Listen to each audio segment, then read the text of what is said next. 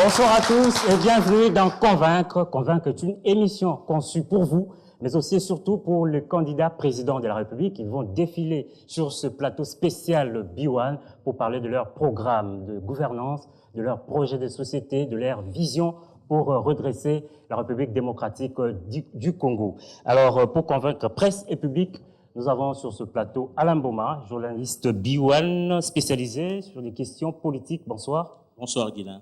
Nous avons également Julie Sefou, journaliste spécialisée sur des questions économiques, finances et société. Bonsoir, Julie. Bonsoir, Guilain. Nous avons un invité, il est spécial, parce que le candidat président de la République, il est technocrate, un économiste brillant. Nous allons le recevoir sous vos applaudissements. Il s'agit de Noël Chani.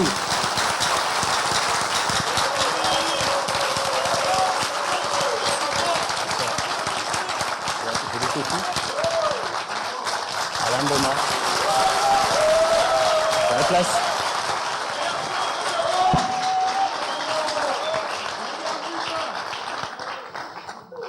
Monsieur Noël Chani, bonsoir. Merci d'être sur ce plateau de Convaincre. Bonsoir.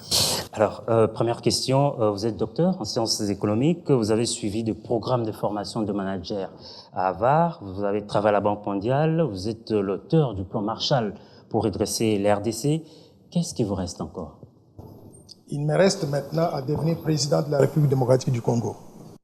D'où vous est venue cette motivation? La motivation, elle est venue au fil des années. Pendant mes fonctions à la Banque mondiale, je suis spécialiste du développement. Je me suis occupé du développement de pratiquement 85 pays à travers le monde, sur les 5 continents. Mais chaque fois que j'allais dans des pays différents, je devenais de plus en plus conscient que mon pays ne marchait pas du tout. Parce que les pays sur lesquels j'ai travaillé avançaient progressivement, créer des bonnes conditions pour leur population. Mais chaque fois que je revenais en RDC, je trouve que moins de 10% de la population a accès à l'eau potable, à l'électricité. Moins de 10% de la population a des emplois rémunérés. Parce que 85% pratiquement de la population active se trouve au chômage. Je réalisais que nous vivons une situation d'insécurité caractérisée ou généralisée à travers tout le pays. Les Congolais meurent trop tôt. L'espérance de vie à la naissance en RDC est de 50 ans, à comparer par exemple à Monaco, 90 ans. J'étais devenu très conscient de ces faiblesses donc, de mon pays et j'ai considéré que la cause principale de la mauvaise gouvernance donc, de la RDC se trouve dans le leadership congolais. Je me suis dit, je vais me présenter aux élections présidentielles, gagner la présidence de la République, mobiliser tout le peuple congolais pour que nous puissions développer la RDC en utilisant les ressources naturelles nombreuses que nous avons.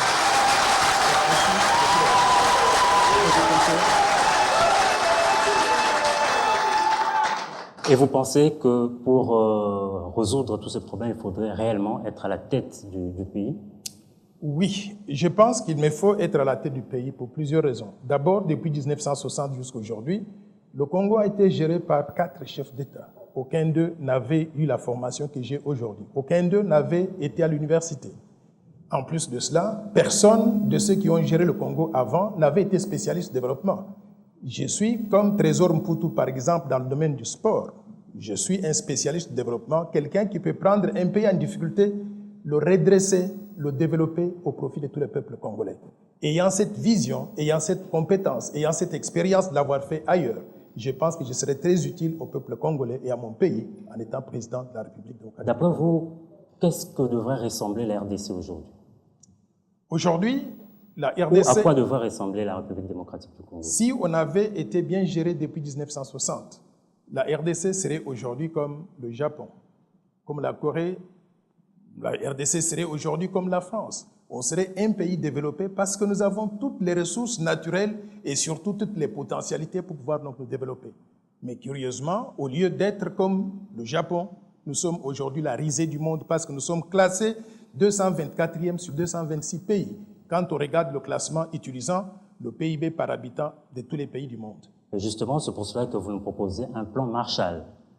Effectivement, je propose un plan Marshall pour répondre aux défis de développement que rencontre la RDC. Quels sont ces défis calqué sur le programme américain de 1947. Oui, le plan Marshall que je propose est similaire au plan américain qui avait été mis en place après la Deuxième Guerre mondiale pour développer les pays d'Europe occidentale qui étaient détruits par la guerre. Et je trouve que les conditions sont à peu près similaires. En République démocratique du Congo, aujourd'hui, comme vous savez, depuis 1960, nous avons connu des périodes d'insécurité généralisée, des rébellions meurtrières, de guerres à répétition. Donc, Tout cela nous a amené à détruire toutes les infrastructures de base. Les routes, les autoroutes n'existent pratiquement pas. Nous n'avons pas d'aéroport moderne. Nous n'avons pas du travail pour nos gens.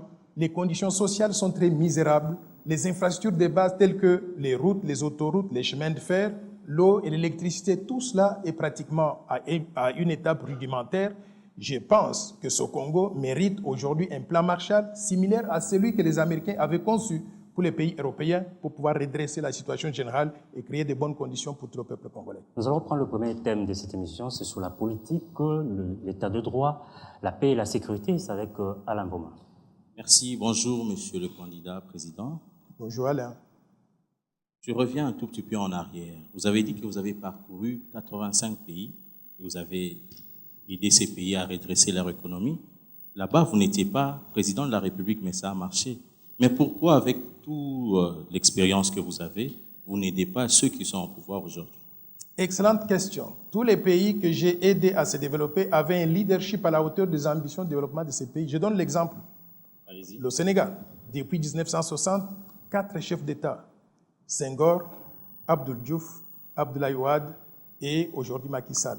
Tous des universitaires distingués qui ont eu de l'expérience professionnelle donc dans des domaines bien spécifiques relatifs donc au développement du pays. Il est facile de travailler avec ce genre de leadership-là. Quand vous venez leur donner des conseils, il y a une symbiose qui se crée. Et d'ailleurs, le livre que j'ai publié, qui contient ma vision de développement de la RDC, est préfacé par l'ancien président du Sénégal, Abdoul Diouf, qui dit dans ce livre-ci, c'est que j'ai dû faire aux côtés de ces autorités sénégalaises pour que le Sénégal devienne le pays qu'il est aujourd'hui. Et il dit au peuple congolais, attention, ça c'est un fils venu de la RDC qui est venu nous aider ici. S'il rentre chez lui pour devenir chef de l'État, il fera même mieux que ce qu'il a fait pour la République du Sénégal. Donc, je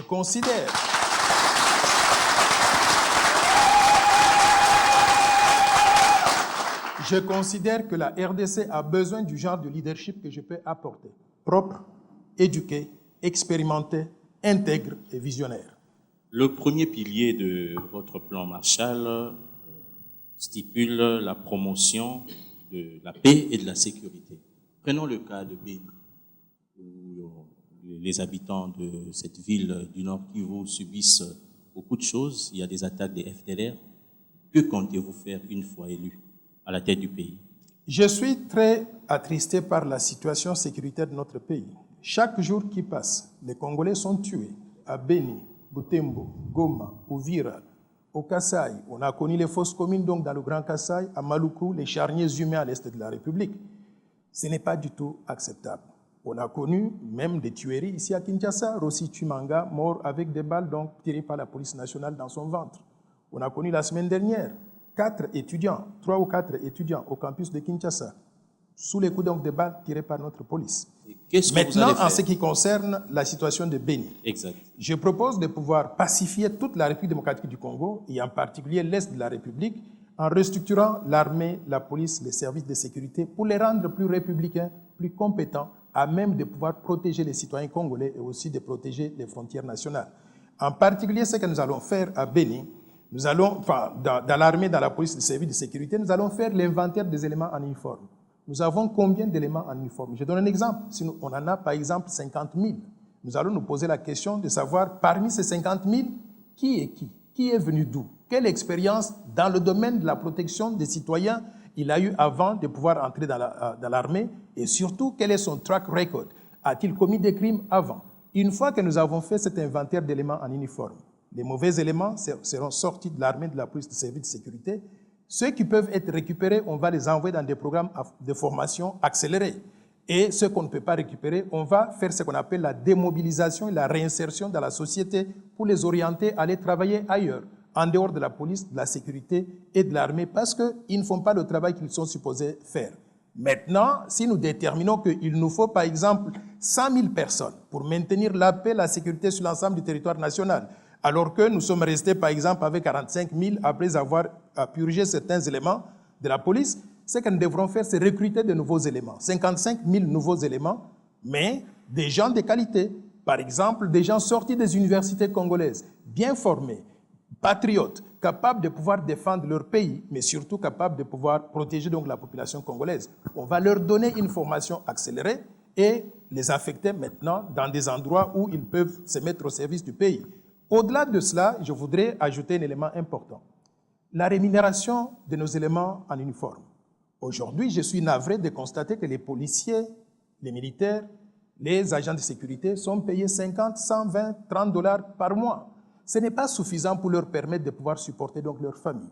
Et ce n'est pas suffisant pour pouvoir leur permettre de se concentrer totalement au service donc, de la protection donc, de ce pays. Ce que nous devrons faire, c'est introduire le système de salaire minimum garanti. De développer sur cette question, parce que vous avez parlé de la qualité des hommes de troupe. Est-ce que, vous savez, généralement, le gouvernement parle d'une guerre asymétrique, c'est-à-dire que c'est une guerre qui est difficile à maîtriser. Est-ce que le problème, c'est au niveau de la qualité des troupes ou c'est la nature même de ces guerres? Je vais répondre à cette question, mais je voudrais terminer la question donc, de la rémunération des policiers et de des éléments en uniforme. Il est important qu'on leur donne un salaire qui leur permette de vivre correctement, de supporter leur famille et de vivre avec dignité. Et j'ai établi ce salaire à au moins 1000 dollars par mois, payable à tous.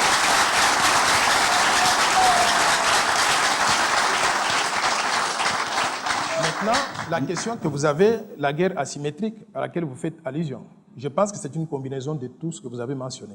Pourquoi? Parce que nos militaires, nos policiers doivent être formés comme il se doit, mais aussi ils doivent être patriotes nationalistes.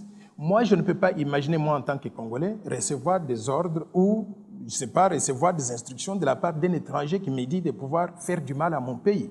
Nous devons conscientiser les gens. Quand on les envoie donc au niveau de l'armée, de la police, on doit leur donner une formation d'éducation civique pour qu'ils comprennent qu'avant tout, ils sont Congolais et ils ne peuvent pas accepter des injonctions de la part de qui que ce soit au détriment de la RDC et de son peuple. Vous parlez de 1000 dollars comme solde des hommes en uniforme. N'est-ce pas une utopie? Ce n'est pas du tout une utopie. Et les Congolais doivent sortir de la mentalité qui consiste à penser que rien n'est possible. Tout est possible. Et je vais vous dire où est-ce qu'on va trouver de l'argent pour le faire. Aujourd'hui, 85% des revenus des ressources naturelles n'entrent pas dans le budget national. 85%, c'est volé. Ça se volatilise donc dans la nature. Où va cet argent-là?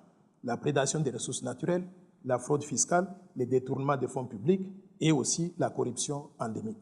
Conséquence, le petit budget que nous avons de 5,9 milliards de dollars par an que M. Bruno Tshibala vient de présenter à l'Assemblée, ce budget-là représente à peine 15% de ce qu'il devrait être. Là où nous devons mener donc une bataille, c'est la bataille contre la corruption, la prédation des ressources naturelles, les détournements des fonds publics et la fraude fiscale, pour récupérer toutes ces recettes publiques qui sont perdues, les mettre dans le budget de l'État, augmenter le budget de 5,9 milliards de dollars à, j'estime, en moyenne sur 15 ans, à 45,3 milliards de dollars. Si nous arrivons à ce budget annuel de 45,3 milliards de dollars, c'est suffisant pour payer au moins 1000 dollars de salaire minimum garanti à tous les fonctionnaires de l'État sur l'étendue du territoire national. Et moi, Noël Tchani, je m'engage en tant que président de la République à le faire pour transformer fondamentalement les conditions sociales de nos populations pour qu'ils puissent vivre avec dignité.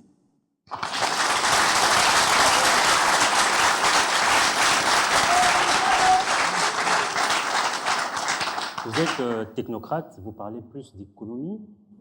Est-ce que ce n'est pas un handicap pour vous parce que nous estimons que les questions de la République ou les réalités de la République démocratique du Congo demandent une certaine hauteur sur le plan politique? Mais vous savez, le Congo, depuis 1960 jusqu'à aujourd'hui, a été géré par les politiciens. Où est-ce que nous sommes aujourd'hui? Ils ont échoué.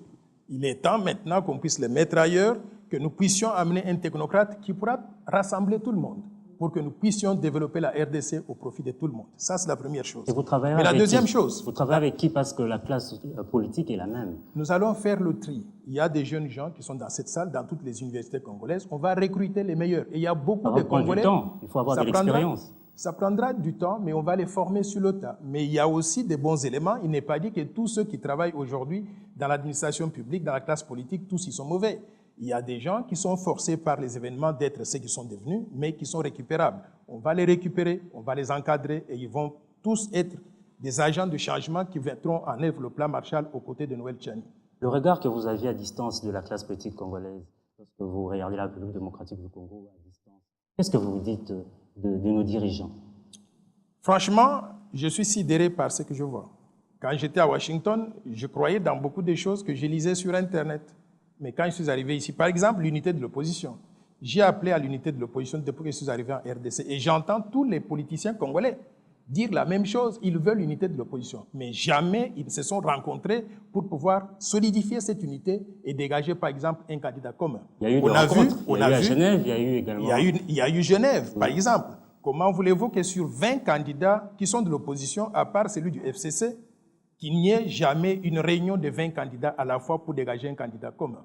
Et ceux qui sont partis à Genève, 4 candidats Quels sont le poids des 20. autres candidats? C'est aussi ça un problème. Moi, je vais vous dire une chose. Chacun de nous est important. Il y en a peut-être qui sont importants dans le populisme des rues, mais il y en a aussi qui sont très importants donc, dans leur tête, dans le cerveau. Il faut mélanger les deux.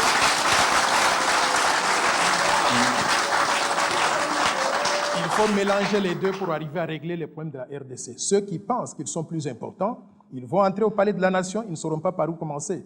Noël Tchani a eu l'expérience. 85 pays sur lesquels j'ai travaillé, sur les 5 continents.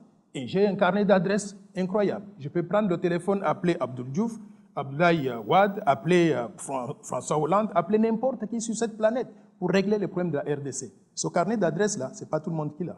Les connaissances que j'ai eues dans le domaine du développement, c'est une spécialité unique. Je vous donne un exemple.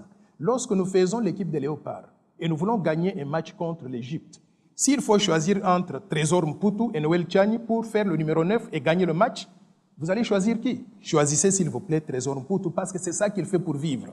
Maintenant, dans le domaine du développement, prenez Dr Noël Tchani, moi j'invite. C'est ça qu'il fait pour vivre.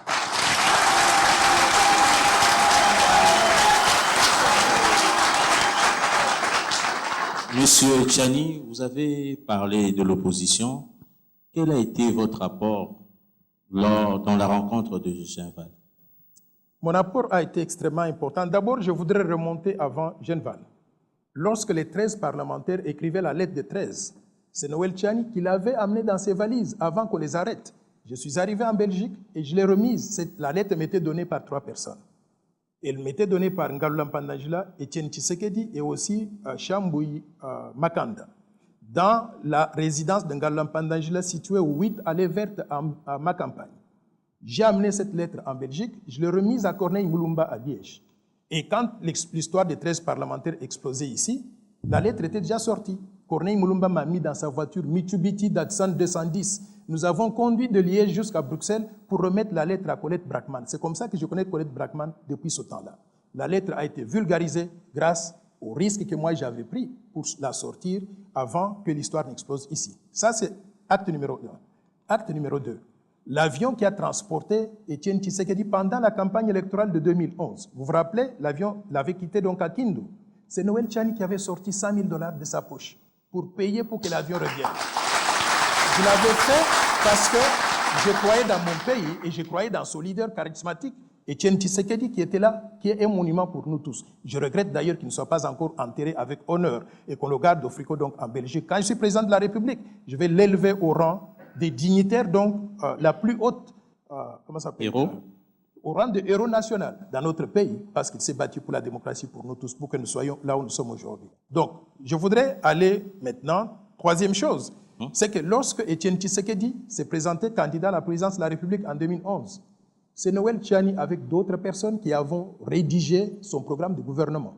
Donc, je suis l'auteur, co-auteur donc, du plan de gouvernement qu'Etienne Tshisekedi a utilisé en 2011 pour faire campagne pour la présidence de la République. Mais au-delà de cela aussi, je voudrais vous dire qu'à Genval, lorsqu'il fallait partir là-bas, il a pris son téléphone. C'est lui qui m'a appelé avec le téléphone donc directement en me demandant « S'il te plaît, viens ici. Il y a quelque chose d'important, je ne connaissais pas donc les détails. » Je lui ai dit « Moi, je suis technocrate, je travaille à la Banque mondiale, je ne peux pas me présenter dans des activités politiques. » Il m'a dit « Viens, prends quelques jours de vacances, viens travailler avec nous parce que c'est important. » Je suis l'un des membres fondateurs du rassemblement. Parce que j'étais là-bas aux côtés d'Etienne Tshisekedi, aux côtés des gens comme les Bruno Tshibala qui étaient là-bas, comme les Martin Fayoulou, comme tous les autres. On a travaillé ensemble pour créer le rassemblement. Donc j'ai été actif dans l'opposition depuis très longtemps, depuis plusieurs années. Et oui, puisque vous parlez de l'opposition, vous nous parliez de Genève et de l'accord, la coalition Lamuka, mais aussi Nairobi. Quelle analyse vous faites de la classe politique, surtout du côté de l'opposition, puisque vous avez œuvré pendant longtemps avec les opposants? J'accuse la classe politique d'être égoïste et de ne pas regarder l'intérêt supérieur du peuple congolais.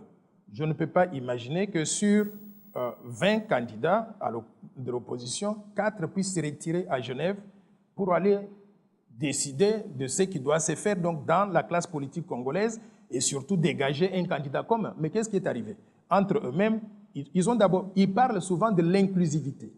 L'inclusion aux élections, il faut que telle personne donc, soit autorisée à se présenter consort. Et nous tous, nous applaudissons cette initiative-là. Mais ils excluent entre-temps une portion de l'opposition quand il s'agit de se répartir des postes. Je trouve que tout cela est très malheureux. Ce qui s'est passé à Genève, ce qui s'est passé à Nairobi, je pense qu'il y a eu même des violations très graves de notre Constitution. Comment voulez-vous, je donne l'exemple donc de Nairobi, comment voulez-vous qu'on puisse parler d'un ticket ayant un président de la République et un Premier ministre dans un pays où nous sommes dans un régime parlementaire qui dit qu'après les élections, le parti qui aura la majorité des députés va désigner donc le Premier ministre. Qu'est-ce qui va arriver maintenant aujourd'hui? Si par exemple, mais qu'est-ce qui va arriver aujourd'hui? Si par exemple ils vont là-bas et on a un président de la République qui est celui qu'ils ont désigné, mais on a un autre parti qui n'est pas cette coalition. De cette coalition, qu'on a un autre parti qui a la majorité. C'est ce parti-là qui devra désigner le Premier ministre. Qu'est-ce qu'ils vont faire avec leur accord? Il y a un problème là-bas. Une cohabitation. Non, la Constitution ne prévoit pas ça. La Constitution donc dit que le Premier ministre viendra de la famille qui aura la majorité au Parlement. Donc là-dessus, il y a des problèmes. Et puis en plus de cela, quand j'ai vu la répartition donc, des tâches, on dit que le président de la République ne pourra pas avoir le contrôle de la Banque centrale, des finances, de la justice, de la défense, des infrastructures. Alors je me suis posé la question, mais quel pouvoir il lui reste alors en tant que président de la République? Il y a un problème vraiment là. Donc, moi, je voudrais encore une fois de plus inviter mes frères de l'UDPS et particulièrement Félix Tshisekedi. Je voudrais inviter mon frère Kamere et je voudrais inviter mon frère Martin Fayulu, qui est un très bon ami à moi, et tous les amis de l'opposition. Je voudrais qu'on puisse se réunir le plus rapidement possible pour examiner la situation. Ce n'est pas tard. Ce n'est pas tard. Il n'est jamais trop tard pour bien faire. Campagne électorale. Il n'est jamais trop tard pour bien faire. Si nous faisons ça, je vais vous dire que nous allons gagner haut la main parce que nous représentons. Et ce qui est important pour le peuple congolais, c'est qu'on lui amène ce changement à la tête du pays, qu'on amène la qualité du leadership qui peut développer ce pays au profit de tous. Donc j'invite tout le monde, tous les leaders de l'opposition, venez le plus rapidement possible, qu'on s'asseye, qu'on examine ce qui a été fait et qu'on examine où nous voulons aller, les objectifs que nous sommes assignés et qu'on désigne exactement, s'il faut parler du ticket, qu'on mette en place un ticket gagnant. Alain Boma. Oui, Monsieur Tchani, à la frontière de l'Angola, il y a nos compatriotes congolais qui ont été expulsés d'une manière inhumaine. Si vous étiez élu, vous étiez président de la République, quelle pourrait être votre réaction par rapport à cette situation? Je vous informe que pendant que j'étais à Washington, quand j'ai appris qu'il y avait des conditions très malsaines dans lesquelles vivaient nos compatriotes, j'avais pris l'avion, je suis allé tout droit en Angola. J'ai visité donc certains de nos compatriotes qui étaient dans cette situation-là. J'ai même trouvé des membres de ma famille qui avaient fui au Kasaï pour aller se réfugier là-bas. Si j'étais président de la République, d'abord je voudrais dire une chose, c'est que les frères angolais ont vécu dans notre pays pendant plusieurs années. Moi, je connais des gens qui étaient à l'école avec moi. Un ami qui s'appelle Vieira Gracia Alfonso, il me suit, Nzila Mpassi, tous des Angolais. Nous avons étudié ensemble, on a grandi ensemble, on les a traités comme des êtres humains. Il y a même l'ancien président angolais, Eduardo dos Santos, qui a vécu donc ici au Congo, qui a étudié, qui parle donc français. Beaucoup d'autorités angolaises donc, ont vécu ici. Ils ont bénéficié de notre magnanimité.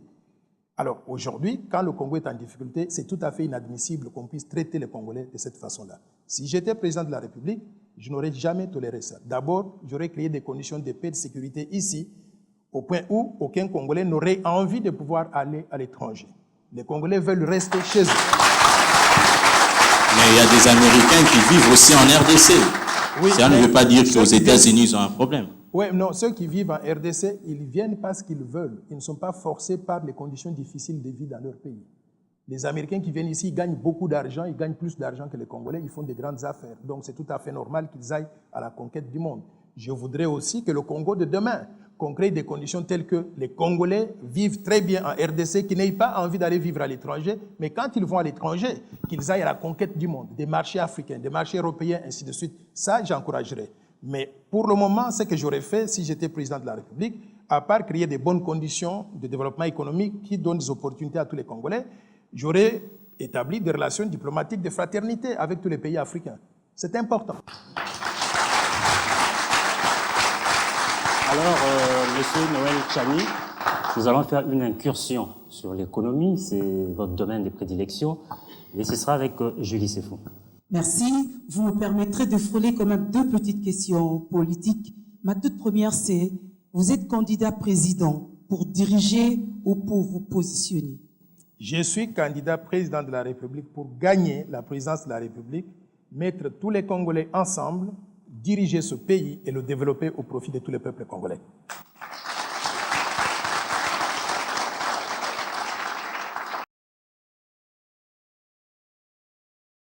Parce que vous voulez que le régime change. On se poserait la question de savoir pourquoi ne pas vous être rallié soit à Cash, soit à la Mouka, et comme ça vous donne un peu plus de possibilités de gagner, parce que peut-être que ces partis, l'opposition y va en ordre réellement dispersé. C'est ce que je venais de dire tout à l'heure. J'ai fait un appel solennel à toute l'opposition pour que nous puissions nous retrouver le plus rapidement possible. Il n'est jamais trop tard pour bien faire. Si nous nous retrouvons aujourd'hui, nous réunissons l'opposition. En ce moment-là, nous avons une chance de gagner haut la main. J'invite, je le répète, tous les 21 candidats à la présidence de la République à ce qu'on se retrouve. Si nous nous retrouvons, moi, je m'effacerai devant un candidat qui serait mieux qualifié que moi. Pourtant, vos conditions ne sont pas si simples. Non, les conditions ne sont pas si simples. C'est pour ça que moi, j'ai toujours avancé certains critères pour la désignation du candidat commun. Quels sont ces critères? Le niveau d'études doit être à la hauteur des ambitions du développement du pays. Vous êtes docteur. Vous voulez vous comparer à qui parmi ces candidats? Non, j'ai dit qu'il faudrait que le niveau d'études soit au moins de licence, c'est-à-dire après le diplôme d'État, 5 années. Ça permet à plusieurs personnes d'être qualifiées pour ça. Deuxième chose, expérience professionnelle. J'exige un niveau d'expérience professionnelle d'au moins 15 ans dans une entreprise ou une institution privée, publique, nationale ou internationale. Moi, j'ai 38 ans, donc je n'élimine pas tous les autres à cause de mon expérience professionnelle. 3, il faut que le candidat ait une vision de développement. C'est qui va régler les problèmes du pays. Ce n'est pas le fanatisme de rue, c'est la vision de développement, c'est le projet de société. Il faut que le candidat justifie d'un projet de développement solide, capable de pouvoir répondre aux défis de développement que nous avons. Et 5, il faut que le candidat incarne la rupture. Vous ne pouvez pas hier être dans le camp que nous blâmons aujourd'hui pour la mauvaise gouvernance et un jour après, donc, sauter simplement donc, la rue et dire que vous êtes maintenant un représentant de l'opposition. Donc, et enfin, il faudrait que ce candidat puisse incarner le changement. Je pense que si nous nous réunissons avec un esprit ouvert, il est possible de trouver parmi nous des gens qui répondent à ces critères-là. Mais ça, ce sont mes critères à moi. Je voudrais aussi entendre les critères que d'autres veulent mettre sur la table. Nous allons faire la synthèse de tous les critères proposés par tous les candidats et on va sélectionner quelqu'un en fonction de cela. Avez-vous eu accès aux données statistiques avant la rédaction de votre plan Marshall pour le rendre crédible?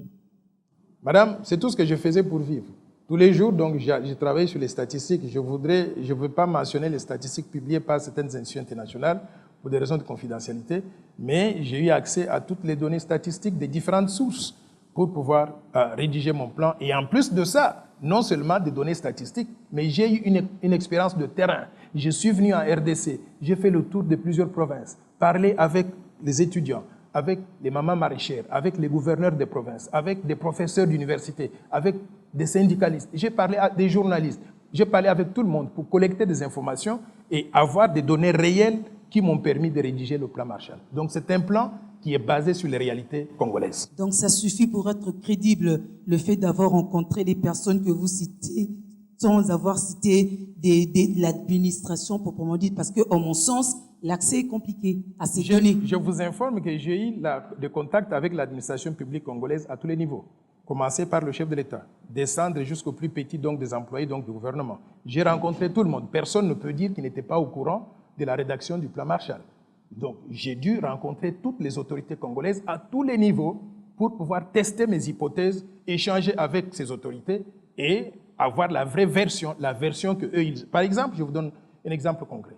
Lorsque le président Thabo Mbeki a publié en 2013, en août exactement, un rapport indiquant que 85% des revenus des ressources naturelles n'entrent pas dans le budget national. J'étais scandalisé par ça. J'ai dû contacter certaines autorités pour leur demander ce qu'elles pensaient.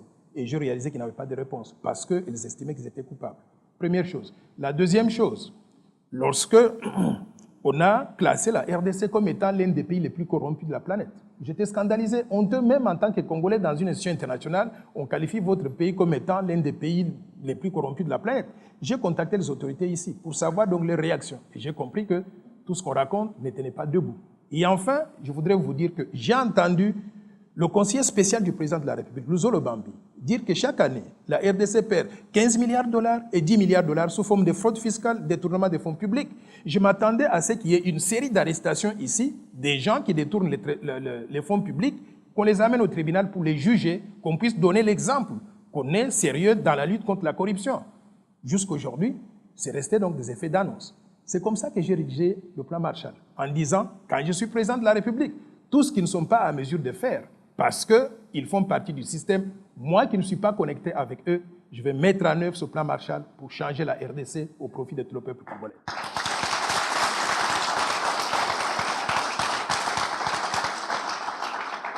Permettez, Julie, avant de poursuivre, en quoi ce plan Marshall est différent des autres plans de développement proposés à la RDC? Je fais allusion aux 5 chantiers, la révolution de la modernité. En quoi votre plan Marshall est différent?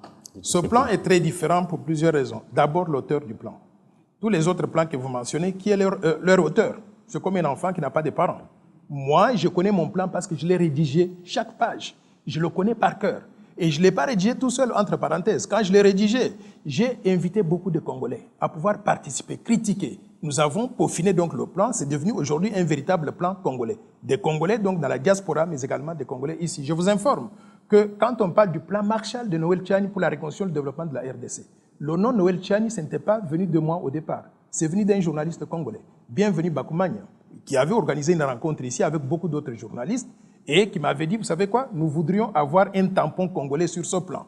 Et soit il fallait changer le mot, enlever le mot plan Marshall, l'appeler plan Noël Tchani, et j'avais refusé ça. Pourquoi? Parce que Noël Tchani n'était pas aussi célèbre, très connu. Beaucoup de gens n'allaient pas comprendre de quoi il s'agit.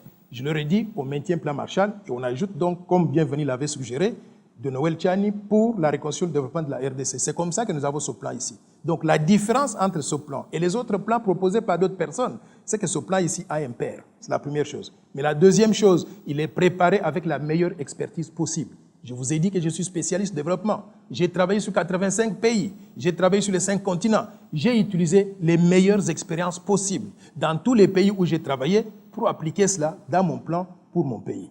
C'est ça la différence.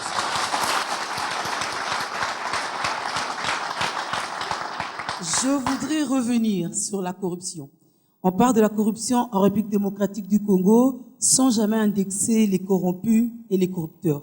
Vous, Président, qu'est-ce que vous feriez? Très bonne question, Madame Julie. La corruption sera l'une des batailles les plus importantes que nous allons mener pour redresser ce pays. Ce que je devrais faire, le point de départ, d'abord, c'est déjà reconnaître qu'il y a la petite corruption et la grande corruption. La petite corruption, elle est faite, pratiquée par des citoyens, des fonctionnaires de l'État qui sont très mal payés, 50 $ par mois, alors que le coût de la vie est de 1000 $ par mois. Une belle justification. Hein? Pardon? C'est une corruption. Non, j'arrive, je ne justifie pas ça. Mais ce que j'essaie de dire, c'est quoi? Ce genre de corruption-là, comment est-ce qu'on va régler ça? C'est pour ça que je propose l'augmentation du salaire minimum pour que chaque Congolais qui travaille dans l'administration publique ou dans le secteur privé, sur l'étendue du territoire national, soit payé au moins 1000 $ par mois. 1000 $, c'est suffisant pour permettre à n'importe qui, un policier, un militaire, un fonctionnaire de l'État, un agent donc de l'administration publique, de pouvoir vivre correctement, supporter sa famille, payer les soins médicaux et vivre de façon digne. Ça, c'est la première chose. Maintenant, ça, c'est la carotte. On donne beaucoup d'argent à chaque personne pour qu'il puisse vivre correctement. La chicotte, maintenant, c'est quoi? On vous attrape avec la main dans la poche. Il y aura un numéro d'abord que nous allons afficher, un hotline, comme on appelle ça en anglais. Un numéro qui sera affiché quelque part. Tout le monde va connaître son numéro. Toutes les télévisions vont pouvoir en parler. Tout le monde saura que tel numéro, si vous connaissez un cas de corruption, vous appelez pour dénoncer le corrompu. Et les corrompus. Des preuves, hein? Hein? Avec forcément des preuves. Non, vous accusez, ça c'est la première étape. Maintenant, une fois que vous avez accusé, on ne va pas donc juste aller capturer la personne.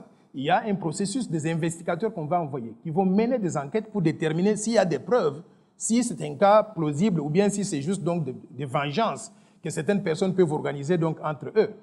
Alors, maintenant, une fois qu'on a déterminé que le cas est plausible, c'est un cas de corruption, la personne est amenée devant le tribunal, on le juge.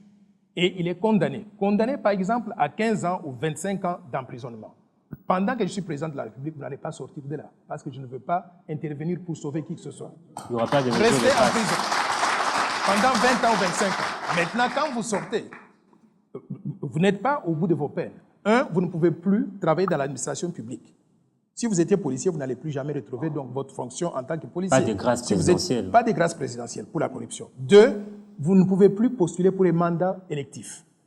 3, vous ne pouvez plus soumissionner pour les marchés publics. Vous ne pouvez pas faire des affaires avec l'État. Et je voudrais même aller très loin. On vous arrache votre passeport en tant que Congolais. Vous ne pouvez pas voyager comme ça librement comme quelqu'un qui n'a pas commis de crimes contre son pays. Avec ces choses-là, quand on va le faire avec une personne, une deuxième, une troisième, imaginez ce qui va arriver, tout le monde sera mis au garde-à-vous. La corruption va disparaître en moins d'1 an.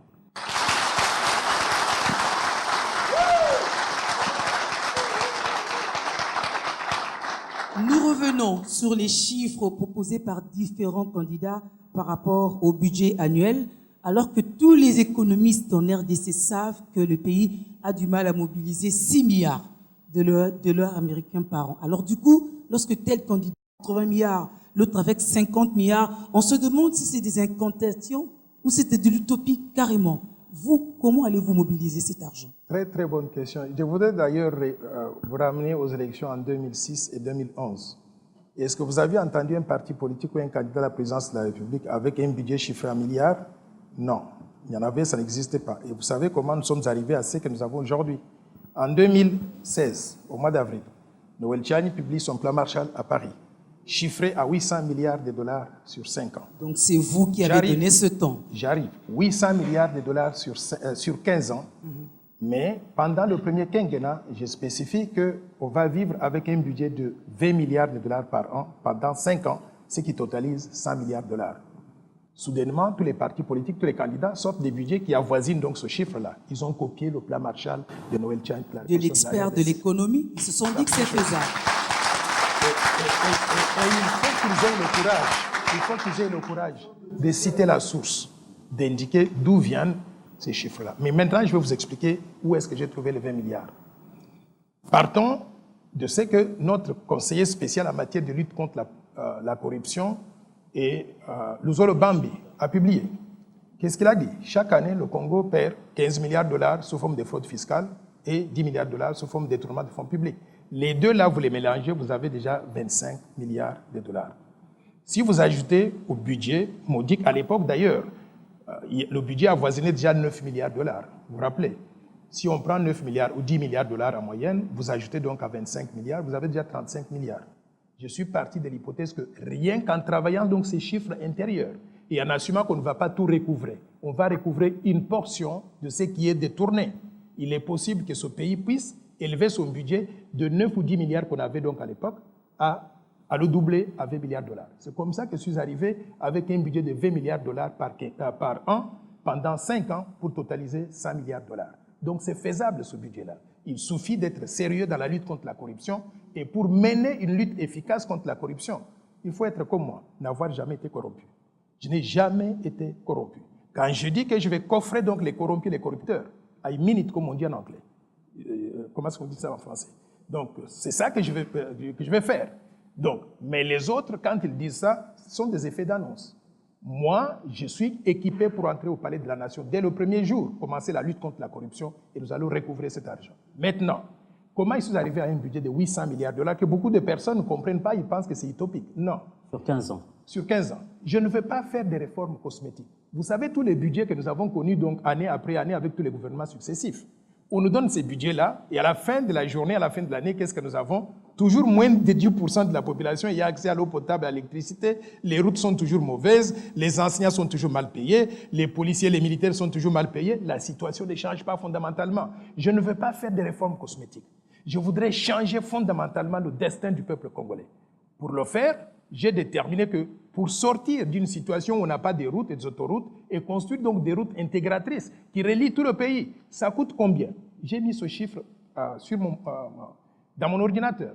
J'ai demandé pour avoir donc 3-4 aéroports internationaux. J'ai aidé à avoir l'aéroport international donc du Sénégal qui vient d'être inauguré tout récemment et qui a coûté près de 500 millions de dollars américains. Pour avoir 3-4 aéroports internationaux au Congo, ça coûte combien?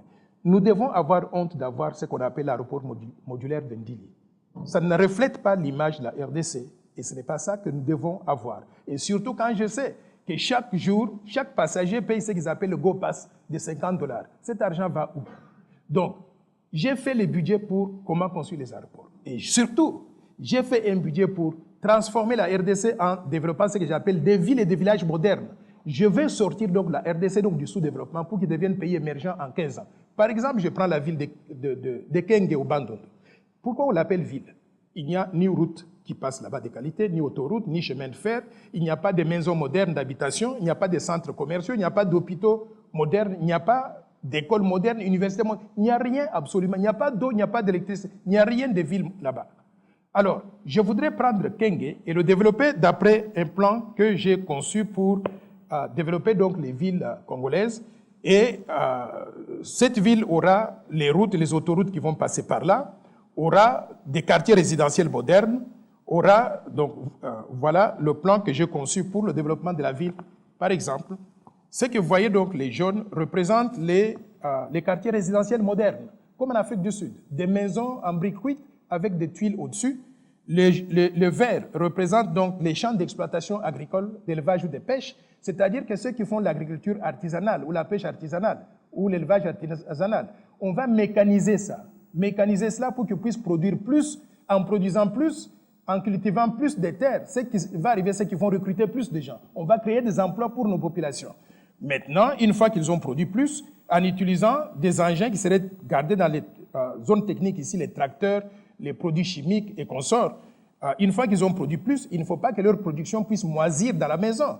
Il y aura une zone industrielle où on va implanter donc des entreprises agroalimentaires qui vont acheter cette production agricole ou d'élevage ou de pêche, mettre dans des conserveries pour pouvoir exporter vers d'autres provinces, au-delà donc de Kenge. Ils vont vendre leurs produits au Bas-Congo, au Kasaï ou à l'Équateur. Ça crée donc un marché intérieur de biens et de services. Mais pour arriver à le faire, vous voyez que nous avons aussi pensé au développement donc du réseau routier et de chemin de fer qui va relier toutes les provinces de la RDC. Le rouge représente des autoroutes à 4 bandes qui vont comme ça ou qui reviennent comme ça, qui vont relier toutes les 26 provinces. Et les noirs représentent donc les chemins de fer pour relier réaliser le même objectif. Mais l'innovation ici, c'est quoi, madame? Ce sont les points jaunes que vous voyez sur la carte. Tous ces points jaunes-là, c'est comme la ville de Kenge, par exemple. On va développer chacun de ces points en villes et villages modernes. En d'autres termes, nous allons créer 243 villes et villages modernes à travers toutes les 26 provinces de la RDC. Ce que nous allons réaliser, c'est quoi? C'est créer ce que les pères de l'indépendance ont appelé bâtir un pays plus beau qu'avant. Et moi, Noël Tchani, j'ajoute, où il fait bon vivre partout. Parce que tout le monde, sur l'ensemble du territoire national, aura accès aux mêmes facilités. On va éviter le phénomène de Wewa. On a brimé les Kassaïens, on n'a pas voulu investir donc au Kasaï, on a tué la Miba. Et aujourd'hui, les Kassaïens fuient la misère pour venir faire les Wewa Kinshasa. Ils fuient la misère pour aller se réfugier en Angola et on les chasse de là. Évitons cela en développant notre pays. De cette façon-là, on va créer les mêmes conditions de vie pour tout le peuple congolais. Permettez que je revienne sur la question des Julie Sefou, parce que j'ai eu l'impression que vous avez touché plusieurs secteurs à la fois. Les dénonciations la corruption. du conseil spécial du chef de l'État sont récentes. Par contre, votre plan Marshall date. Lorsqu'on vous pose la question comment vous allez mobiliser les ressources, vous faites allusion aux dénonciations du conseil spécial du chef d'État qui ne sont que récentes. Le plan Marshall est beaucoup plus vieux. Non, je vais vous dire une chose, que quand j'ai présenté ce plan Marshall, il avait déjà été nommé et il avait déjà sorti ces chiffres-là. Mais ce n'est pas la seule source de financement du plan que j'ai. C'était ça ma question. Je voudrais vous donner une autre source, mais que je ne vais pas utiliser parce que je ne veux pas que les gens puissent interpréter les choses mal. Notre pays a un répertoire de 1100 minéraux et métaux précieux différents, d'une valeur estimée à 38 000 milliards de dollars.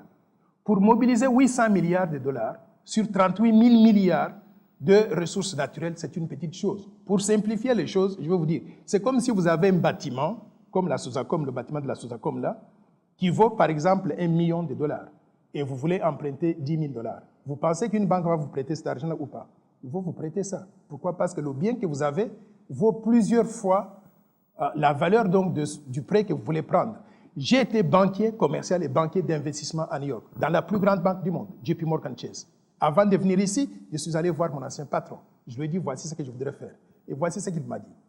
Tu vas là-bas, tu deviens président de la République. Si tu m'appelles dans les 3 à 6 mois qui vont suivre ton entrée au Palais de la Nation, nous allons t'aider à mobiliser 800 milliards de dollars comme piece of cake, très facilement. Vous êtes tourné vers l'extérieur. Non, c'est pour ça que je vous ai dit, je ne voulais pas mettre cette option-là en avant. Parce que je ne veux pas que les gens pensent que je vais aller hypothéquer mon pays pour récolter l'argent pour le développement. Mais s'il faut le faire pour développer le pays, construire tout ça, réaliser mon plan pour améliorer les conditions de vie des citoyens, je le ferai.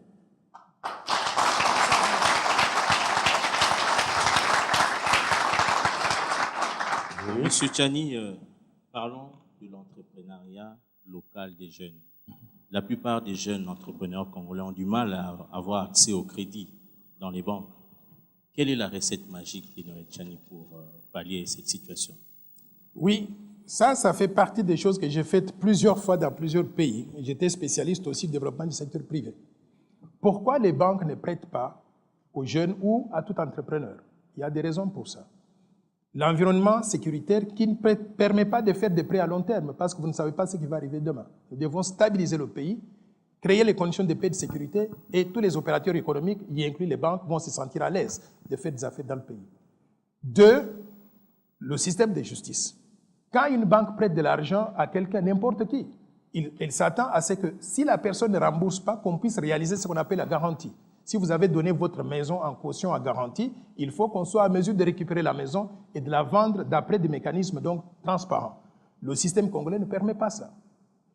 Troisième chose, les banques doivent avoir ce qu'on appelle donc des ressources pour pouvoir faire des prêts.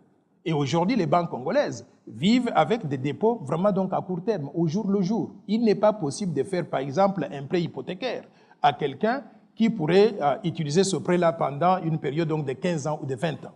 La combinaison de ces choses-là font que les banques sont très frileuses. Ce que je ferai en tant que président de la République, d'abord, je voudrais relever le fait que toutes les banques sont étrangères. Il n'y a pas de banque congolaise ici. Et ça, pour un pays qui se dit souverain, c'est très grave.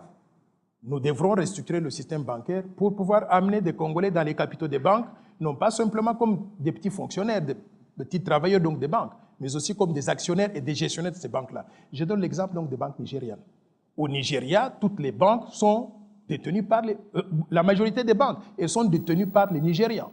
Il y a des Nigérians qui sont riches en dollars, des milliardaires. Je voudrais créer les milliardaires congolais.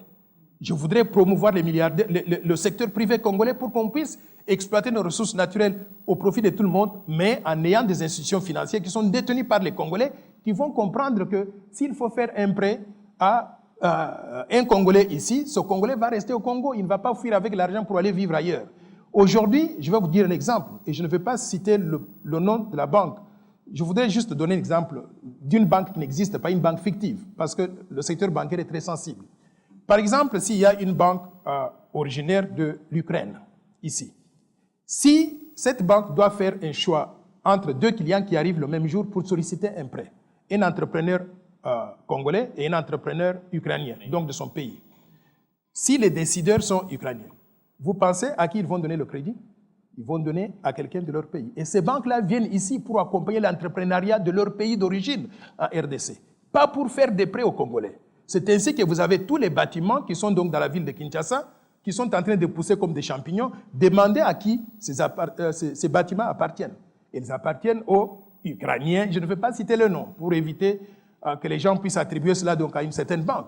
Ces bâtiments appartiennent à des gens qui sont originaires des pays d'origine de ces banques-là. Donc le système bancaire congolais est en train d'être utilisé pour vendre les richesses congolaises aux étrangers. Je vais changer ça. Je vais promouvoir un système bancaire congolais où il y aura des actionnaires congolais, où il y aura des gestionnaires congolais et qui vont travailler avec la Banque centrale pour promouvoir l'économie congolaise.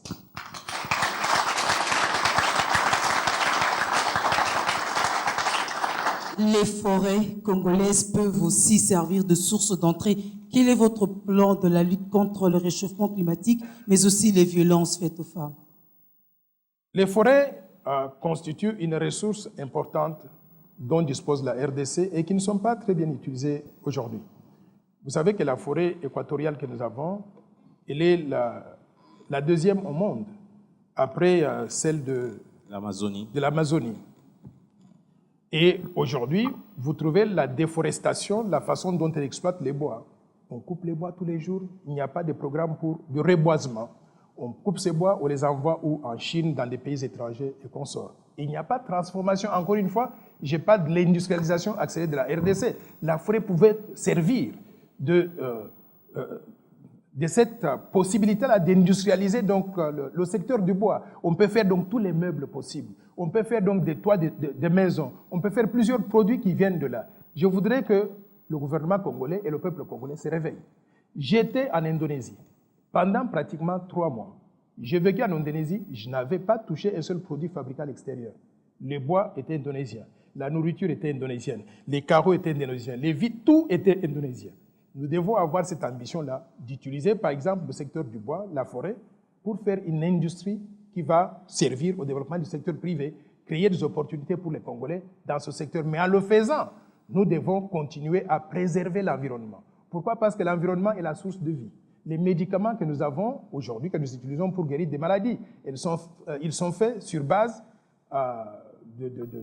des produits des arbres et consorts. Donc nous devons protéger l'environnement. Et lorsque nous allons lancer notre grand programme de développement des infrastructures de base, la construction des routes, des autoroutes dont j'ai parlé tout à l'heure, des villes modernes et consorts, mais aussi l'industrialisation accélérée, tout projet de construction d'infrastructures devra être précédé par ce que j'appelle une étude de l'impact environnemental.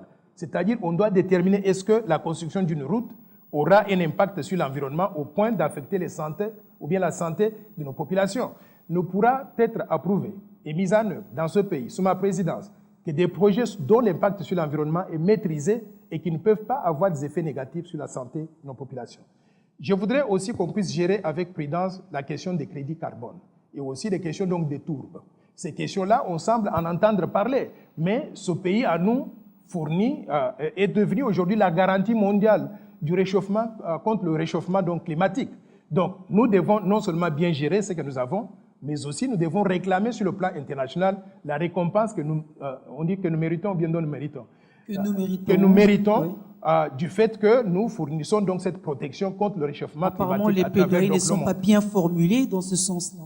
Pardon? C'est un problème à l'ordre national. Ce sont les plaidoyers qui ne sont pas bien formulés dans ce sens-là. Exactement. Et je pense qu'il n'y a qu'un gouvernement responsable avec une vision intégrale du développement du pays qui peut gérer ce genre donc, de questions. Monsieur Noël Tchani, vous avez eu 60 minutes pour convaincre. Nous chutons déjà. On ne peut pas exploiter tous les sujets ici parce qu'il y a beaucoup de sujets. On peut parler de la question de la femme. Quelle place vous allez réserver à la femme pendant que vous serez... C'est une question importante. Je voudrais avoir l'opportunité d'y répondre. Oui. La femme... Bon, vous pouvez déjà répondre à cette question, mais très rapidement, soyez concis. Voilà. La femme représente 53% de la population congolaise. Nous ne pouvons pas avoir une société inclusive si on ne peut pas intégrer les femmes dans tous les programmes de développement que nous avons. Vous êtes ma priorité et nous allons faire en sorte que les femmes puissent être incluses dans tout ce que nous faisons. Par exemple, j'ai l'intention de rendre l'enseignement primaire et secondaire obligatoire et gratuit pour tout le monde, y inclut les femmes. Je voudrais qu'au niveau de l'université, qu'on donne des bourses d'études à tout le monde, à tous les étudiants congolais, parce que c'est comme ça que moi j'ai pu étudier, y inclut les femmes aussi. Je voudrais que les femmes puissent savoir qu'on aura des programmes pour le développement de l'entreprise privée et elles seront les premières bénéficiaires de cela parce qu'on aura des centres de formation adaptés et aussi des facilités de crédit. On va travailler avec les banques pour pouvoir donc les appuyer. Mais il y a 2 choses que je voudrais mentionner avant peut-être que je puisse revenir vers vous. Je ne sais pas si les gens savent que j'ai beaucoup travaillé pour mon pays, parfois dans l'ombre. En 1997, lorsque Laurent Désiré Kabila devenait président de la République, il m'avait fait venir ici. Il avait demandé à la Banque mondiale de me dépêcher ici. J'avais co-présidé la commission de réforme de la monnaie nationale qui avait conçu le franc congolais. Et c'est moi qui avais convaincu le président à l'époque de ne pas mettre sa photo sur les billets des banques. C'est comme ça que nous avons le franc congolais aujourd'hui qui n'a pas l'effigie du président en poste ou du président donc antérieur. C'est une contribution énorme parce qu'on ne va plus jamais revenir donc à cette tradition honteuse-là du passé. La deuxième chose, j'avais aussi convaincu le président de la République à sortir du conseil d'administration de la Banque centrale tous les membres du gouvernement. Il y en avait 7, les Badimani Moulumba, les Pierre-Victor Mpoyo, les Mahampanga, les Thomas Kanza, on les avait tous sortis. Et c'était délicat de défendre cette thèse-là en leur présence devant le président de la République qui m'avait accepté malgré des contradictions qui venaient de leur part. Je pense que j'ai été très utile donc à mon pays en utilisant mon expertise. Et au-delà de ça, je voudrais aussi dire quelque chose qui me tient à cœur dans le domaine de la santé. Les Congolais meurent très jeunes. L'espérance de vie à la naissance n'est que de 50 ans. À Monaco, elle est de 90 ans. Je voudrais qu'on allonge la durée de vie des Congolais. Comment? En réhabilitant le secteur de la santé, mais surtout en donnant ce que j'appelle l'assurance maladie universelle, qui permettra à chaque Congolais d'avoir une carte d'assurance et de la présenter chez le médecin ou à l'hôpital, de se faire soigner aux frais de l'État ou aux frais de la compagnie d'assurance maladie universelle qu'on va mettre donc en place donc à cet effet.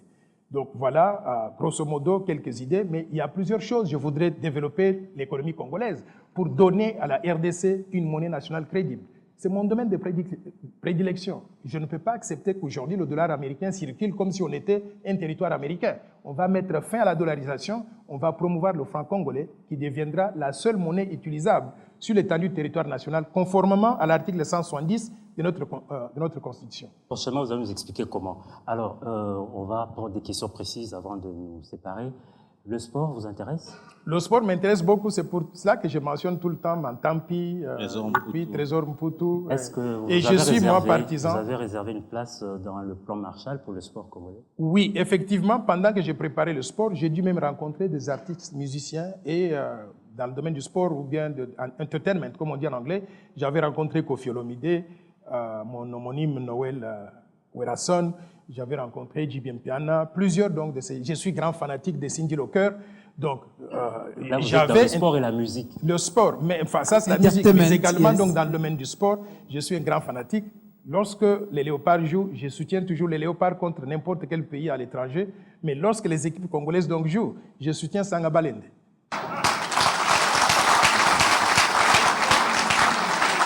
Et un mot sur la culture et des arts. La culture congolaise elle est très importante. Vous savez, aujourd'hui, notre société, j'ai l'impression que nous sommes devenus une société sans repères. Il va falloir qu'on utilise, par exemple, les médias pour rééduquer la population. Donc, la transformation des mentalités congolaises, de la culture congolaise, pour que nous puissions revenir aux sources, elle est très importante pour que nous puissions réussir ce genre de plan-là. Parce que j'ai vu, par exemple, les pays asiatiques, quand vous arrivez, ils ont conservé leur tradition, leur culture. Nous sommes devenus acculturés à cause de ce mélange-là entre nos traditions et ce qui est venu donc de l'Occident. Je déplore une chose. Je ne suis pas un grand fanatique de ce que Mobutu avait fait donc, comme gestion de ce pays. Mais il nous avait apporté, nous avons apporté le retour à l'authenticité, le recours à l'authenticité. Je suis indigné aujourd'hui quand je rencontre 2 ou 3 Congolais. Je leur demande, vous appelez comment? Pi Gérard. Vous vous appelez comment? Alain. Vous vous appelez comment? Julie. Je dis, mais vous n'avez pas de nom congolais? Et pour obtenir les noms congolais, il faut forcer la personne à vous le dire. Je sais pourquoi donc les gens font ça. Ils font ça pour ne pas être identifiés de quelle province ils viennent. Moi, je vais vous dire une chose. Je vais mener une lutte acharnée contre le tribalisme. S'il faut donner des numéros matricules aux Congolais pour qu'on ne puisse plus jamais lier quelqu'un à une province, je vais le faire. Okay, merci. En entrant, j'ai remarqué que vous étiez sous bonne escorte. Oui, effectivement, notre pays m'a donné la protection policière à laquelle moi et tous les autres candidats présidents de la République, on a droit. Donc cette protection policière, elle est venue depuis 2 jours maintenant. Et ils sont très courtois, ces policiers. Je passe du temps à parler avec eux. Je suis très à l'aise avec eux. Ce sont mes compatriotes. Vous êtes déjà en campagne?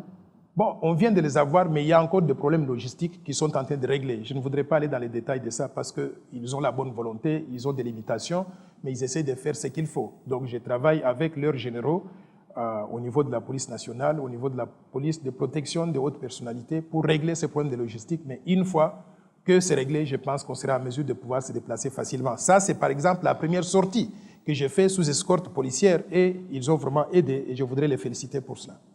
Merci. La première a été réservée à Biwan. Est-ce que vous pouvez regarder la caméra et transmettre un message au public qui sont vos électeurs? Mes chers compatriotes, notre pays se trouve dans une situation délicate. Nous sommes devenus derniers en tout. Nous sommes un des pays les plus corrompus de la planète avec le petit budget donc, dans le monde et nous avons 85% de la population au chômage. Nos citoyens vivent dans une insécurité généralisée. Les familles congolaises mangent une fois tous les 2 jours parce qu'ils n'ont pas d'argent. Ils ne veulent pas faire le diet, mais ils n'ont pas d'argent, ils ne sont pas payés correctement.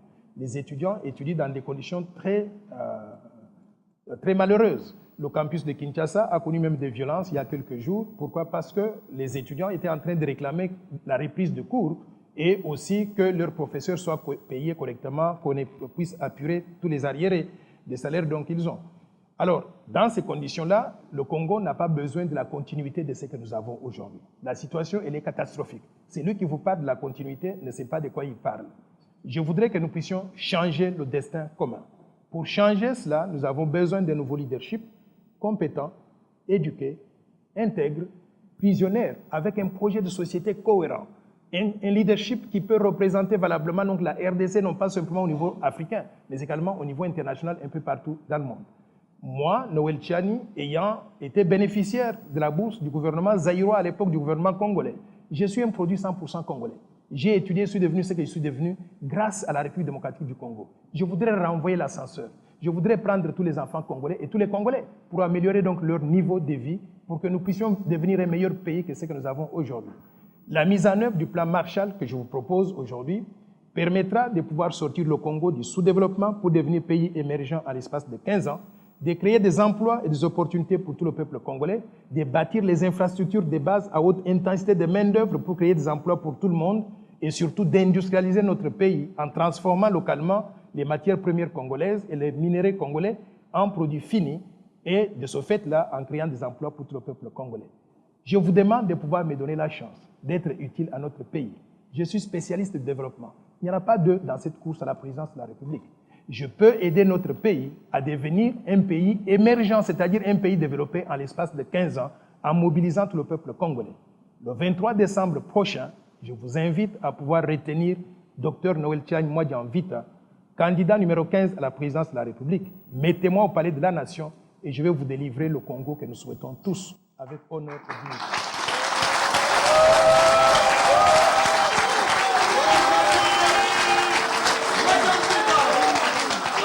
Merci.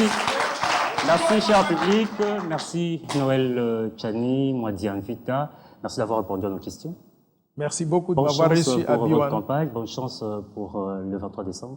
Merci beaucoup de m'avoir reçu à Biwan. Merci de m'avoir permis de faire connaissance donc, de Julie, que je suis souvent à Biwan sur les questions économiques, les marchés boursiers et consorts. Donc, je suis content de vous voir tous. J'espère que vous nous avez convaincus.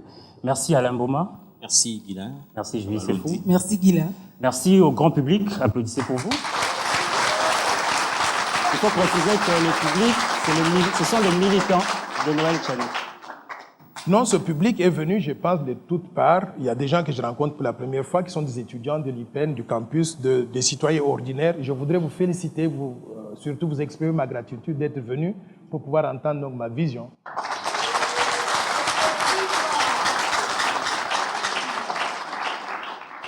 Alors c'est ici que nous allons baisser les rideaux de convaincre ce numéro qui a reçu Noël Tchani, candidat président de la République.